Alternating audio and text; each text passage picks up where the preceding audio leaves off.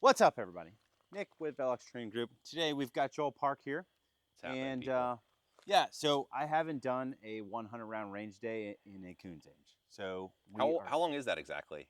I don't know. I just know the expression. I honestly don't even That know. could be like a year. It could be 5 years. It could be 10 years. It's definitely been about a year since I've done a All right. 100 round range day. So I wanted to crack one of these out for you guys, and I figure, well, while we got Joel here, might as well get Joel's take on a 100 round range day. Now, if you haven't been around for the 100 round range days, what these are all about is just basically giving you guys ideas about what to do when you get to the range. It doesn't necessarily need to be exactly 100 rounds.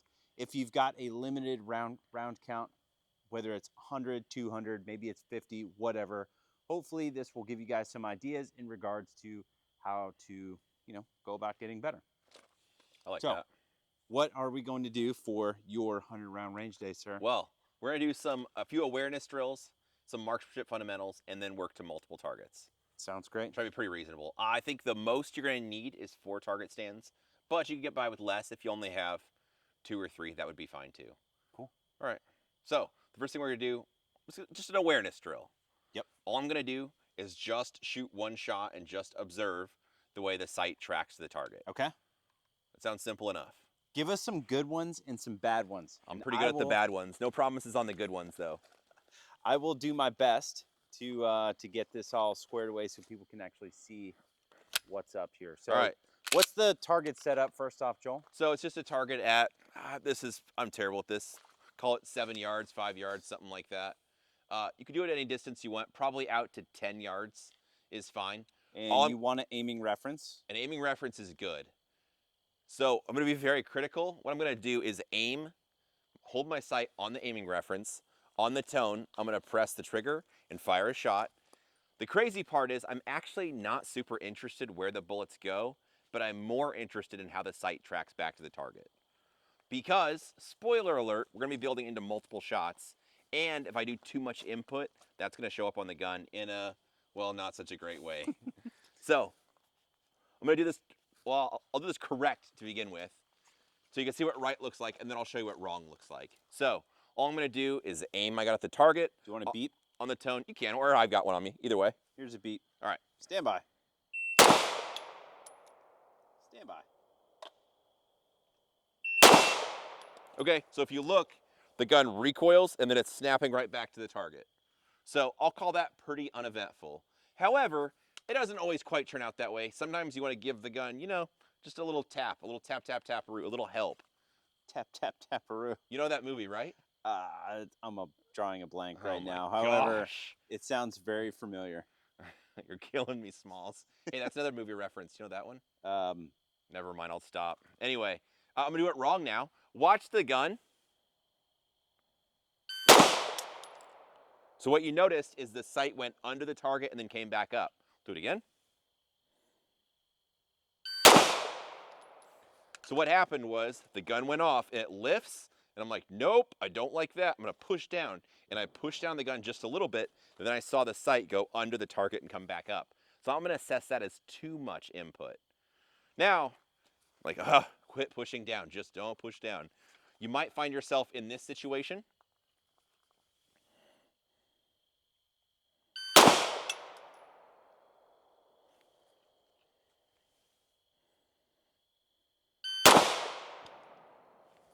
What happened was I was so preoccupied with not pushing down. Instead, I kind of just let the gun have its way with me. The gun recoils and it flies up, and then when I get done, I'm like, oh, that was as far as I was supposed to return to, and I return the gun back down. So again, I'm not really outcome focused, like wherever the bullets go on the target is fine. Instead, I'm more interested in the path the gun takes. Again, looking here, so it's important also to get out of the way. I want you to be target focused, not looking at your sight. So I'm looking at the spot I want to hit, the sight will lift, and I'm waiting for it to come right back down, and I want it to come right back down exactly where I'm looking, not going under and coming back up, or not letting the gun recoil way up and then come down. All this is showing me is how much input I need to put into the gun. Now, if you're watching carefully, let's say the gun recoils, I don't know, we'll say this polymer frame gun, maybe somewhere in this amount of how much the gun actually recoils. So how much effort does it take from me to move the gun this much? I won't say it's It's nothing, but it's not a big something. Definitely not much, Joel. Not much, correct. So instead, what I'll say is if you just look where you want the bullets to go, the sight will just track back there. And the important part is not giving too much input to the gun. Agreed. Anything to add here so far? No, I like that drill quite a bit because it's something that is very simple for people to set up, and it's very easy to start looking at like, hey, how does the gun return back down to the target? I think oftentimes people, I think they forget about this, like the return of how the gun returns is significantly more important than what it does after you press the trigger. Yeah. I think a lot of the time people go like, hey, I want this thing to be flat. And I think they're just focusing on the wrong thing. And throughout my training and throughout doing this particular drill, it's like the more I focus on just how the gun returns, the flatter the gun becomes, in spite of what I'm paying attention to. Because again, I'm not really paying attention to how flat the gun necessarily is. There's a lot of guns that track flat yet return low left. So it's like it kind of does you no good. You gotta change the recoil spring, bro. Yeah, it's got to be in the recoil spring. Ugh, that makes me crazy. Okay, so I'm gonna suggest you do this for maybe 10 rounds if we're trying to keep it on a 100-round budget. Yeah. Let's say 10 rounds, and all I'm doing is just trying to manage my input. Sure. I'm trying my very best. So if I look at this spot, the sight lifts, I want to have it just return right to where I'm looking, not go under, or not end up way high and me have to make an adjustment. Yep. All right, so once we got one shot somewhat figured out or a little bit calibrated, Mhm. let's move into multiple shots. Let's do some multiples. All right. So what I'm going to propose is I'm going to aim the gun at the target, and on the tone, I'm going to fire 2 shots. So I'll give you the wrong way first.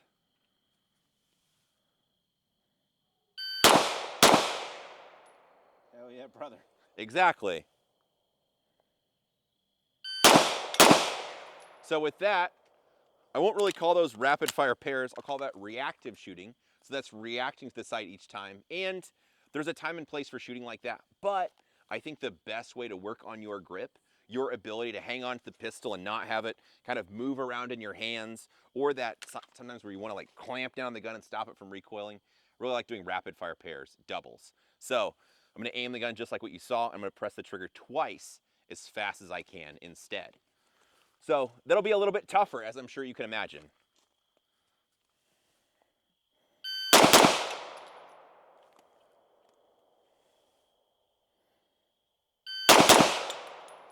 So I could do a set of those.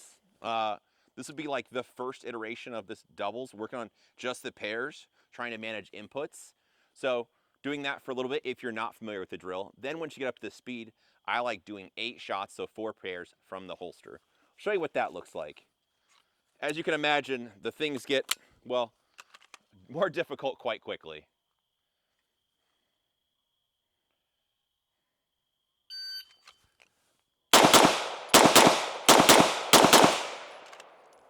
Okay, so what you saw was, well, there's a lot of flash. It's getting dark out here. Yeah. Rapid fire The pairs. camera's doing a great job of making it not look dark, but Oh, that's good. it's getting very dark. All right, so shooting rapid fire pairs as fast as I can pull the trigger. Now, we should go down and look at the target and kind of assess what's going on. Sure. So, what was going on was I started, as I did more and more pairs, clamping down with my firing hand, pushing down. So when I did the one shot and the sight just tracks right back to where I was looking, that's all well and good.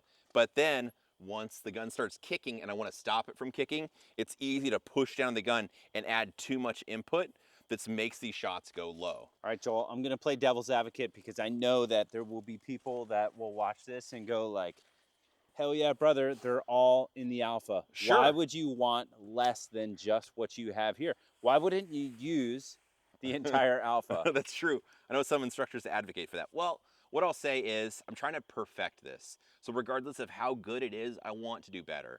And I'm trying my very best to pick a small spot where I want the bullets to go.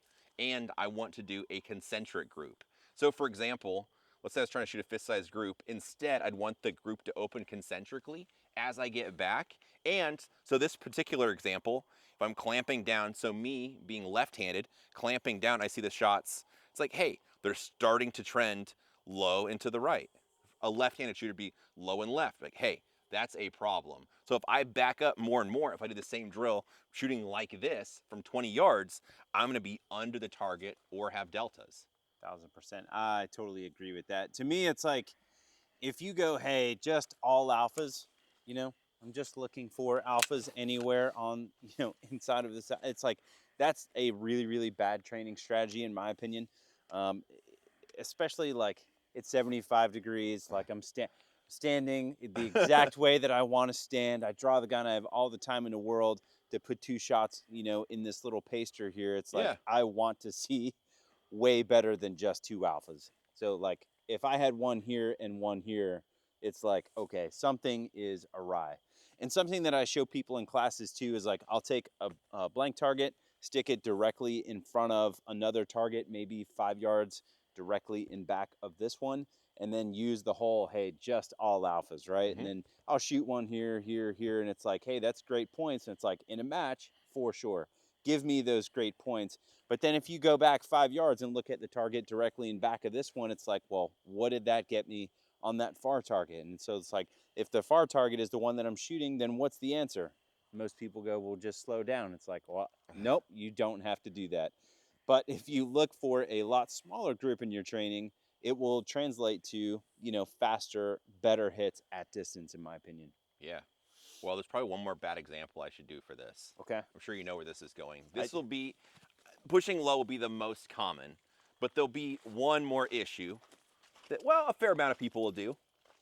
So hopefully if you watch the gun, I'll try not to make it too subtle.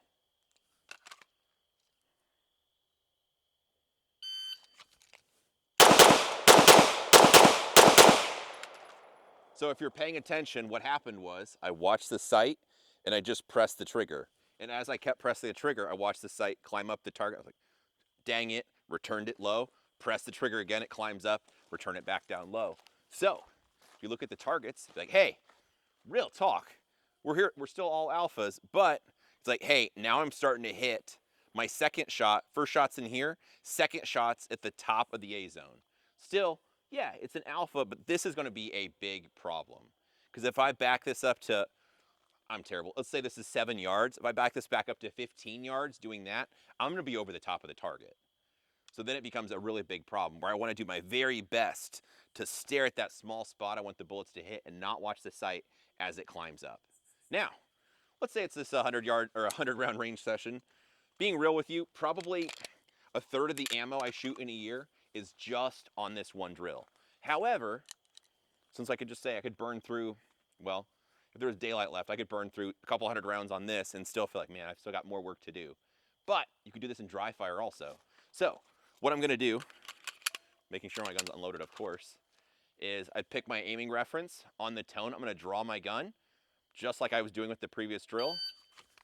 Connect to the pistol, stare at the spot I wanna hit, and then press the trigger immediately with hopefully not pushing into the gun. Now, I could get to the point, do it this way, whereas if you see, oftentimes people will have their thumb will move along with the trigger finger, or maybe you'll see the sight moving like that. So to get more out of your ammunition, you could be doing this a little bit. You're like, ugh, dang it, I'm pushing the gun low. Okay, then do the dry fire training. Again, gripping the pistol properly, laser focus on the target, pressing the trigger hard, just like you would be to fire live ammo, and then just observe what the sight does. A couple little nuances with this. It's important to take your finger all the way out of contact with the trigger. So I'm not doing, and I'm also pressing the trigger hard enough that I would actually set off and fire a live round, compared to just doing something like this, which isn't really very productive. It's not going to accomplish a lot. So it's important I that I prefer press the a trigger. surprise trigger break, Joel, where I Exactly. slow press it. Exactly. Yeah. I totally kid. No, I say that because like I think a lot of people will do that. They'll go like, "Oh, I want the trigger press to be really, really slow," and then I prep it and I go, "Hell yeah, nothing moved." Sure. And That's a it's good like, talk about. how does that translate to anything that you would want to do at speed? Yes. And I think the answer is it doesn't. I agree. Putting it bluntly, I don't think it does. I don't think it translates Nah. to much of anything. Let's say I want to shoot your table over there. There's nobody that way. And I draw the pistol. I'd be like, okay, the sight looks good. Now I'm gonna start like prepping the pressure, prep, and then it goes off. Well, in any sport of like sport shooting, action shooting, like if you carry a gun for work or whatever, you're likely going to draw the pistol when the sight gets where you want it. It's going to be now. You're gonna be pressing the trigger immediately. And so if you're gonna press the trigger immediately, you're trying to fight those urges to have your hand clamp down, push into it, the low ones like you saw, or stare at the sight and have them climb up the target. Even if you're a prep and press guy, you're still going to pull the trigger immediately. Yes. Like if you go to shoot a bill drill, right? You go to shoot a bill drill, say your trigger finger enters the trigger somewhere around here, you start touching, maybe you prep. If you're a prep and press guy, as soon as you see a color of the sight, it's like, I'm just going to push straight through. Yeah. It's more or less the exact same thing. 100%. So with this, like what we're talking about, you can get a lot of mileage out of. If this is your 100 rounds, you could shoot the one shot just to manage the awareness. Like, oh, son of a, like every time the sight's going way low, stop doing that. So you work on just one shot, trying your best to manage your inputs. Then working up to the rapid fire pairs, shoot a little bit of those. Then once you've shot some pairs, go back to the dry fire, because likely you're gonna be having one of those issues. And if you're the person pushing low on the gun, doing the pairs just in a way that paying attention is like,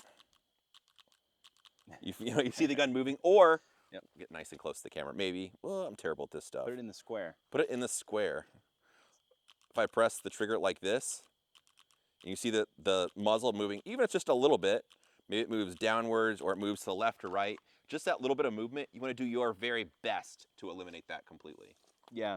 And this is one of those things too where it's like, this isn't like a Instagram sexy thing where you're going to go out and shoot one shot return and post a video and people are going to be like, oh, wow. Yeah. Hell yeah, brother. Yeah. But it's like, to me, this is one of those things like being able to shoot the gun straight and fast on demand, like will never ever hurt you. Right. So this is something that you will just continually work on forever and ever and ever. I don't think this type of stuff gets old. At least it doesn't for me. I agree. And this is also something, plot twist, you could use it at indoor range. Because we get a lot of questions, at least I do, about like, hey, I get to just practice at an indoor range, that kind of thing. So what I'll suggest is you could just do the one shot to see how your sight tracks back, do the rapid fire pairs. You can get a lot accomplished for marksmanship fundamentals just having a single lane. Maybe it's cold where you live, or maybe that's all you have to work with, but you can get a lot accomplished with just a single lane. Agreed. All right. Well, I think this was a success. Yeah, I think so. If you guys have any questions, comments, concerns about this 100 round range day, please drop them below. Joel will be in the comments. You can tell him how bad he was, how bad his shooting is. Yes. Or slow down and get your hits there, Sonny. Tell him how great he is too. All right. Like, share, subscribe, and all that garbage. All that stuff. Yeah. All right. Appreciate you guys watching.